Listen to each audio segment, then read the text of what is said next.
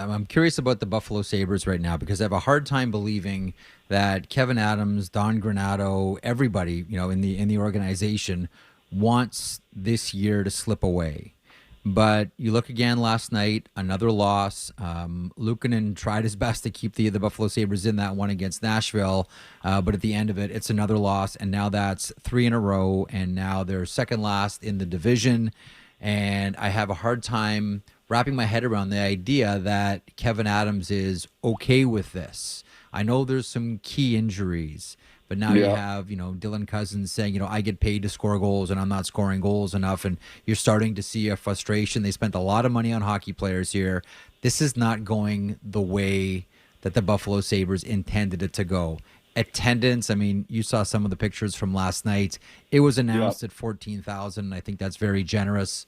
But I have a hard time believing that Kevyn Adams is going to say, okay, this is just another rung on the ladder or another sequence in this path of development for these players. Essentially, what I'm saying for you is I don't see Kevyn Adams sitting on his hands here and saying, oh, well, if the season gets frittered away, so be it. These are young players that are still developing. Yeah, it's disappointing. There's no question about it. And then when it comes to the attendance, you can't blame the fans at all. They're great fans there. They love hockey, and they've seen a lot of losing. So it's not like you can take a run at them for any sensible reason. It's disappointing. There's no question about it. I think a lot of us expected a lot better from Buffalo this year. And I think it's a couple of things. I think, number one, it's a reminder of how hard it is to win in this league. Even look at Ottawa too. Like Ottawa, Buffalo, good young teams expected to take a big leap. Now Ottawa's got games in hand, and they've got to take advantage of them.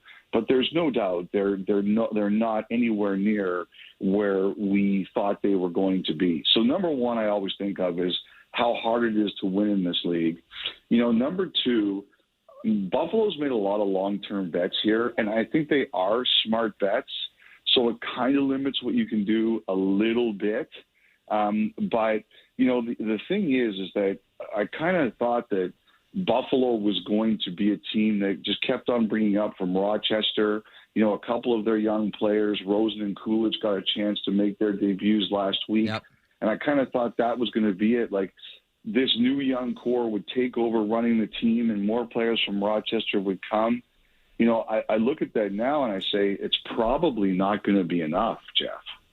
They've tried to bring in. They have a Pozo there. They have Eric Johnson there. Like these are good veterans. I agree with you in the sense that they have to be looking at this and saying, what else do we need?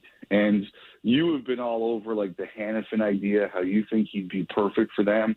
Yep. I do wonder if they're going to have to look at like a veteran defenseman or two or another veteran or two that they're going to need to bring in there who they think they can help because I think what we're seeing, like Ottawa, is a young team getting used to the reality of how hard it is to win. And especially in the regular season, I feel that, guile and consistency, they are underrated abilities. And, guile is learned through experience. And consistency is a hard thing to have when you're younger because it's just you're not used to what you're dealing with yet. So, like New Jersey's seeing the same thing, right? Like, they're a really talented team that has had some success, but is being reminded of how hard it is to win in this league. And Buffalo's definitely going. It's disappointing. There's no question about that.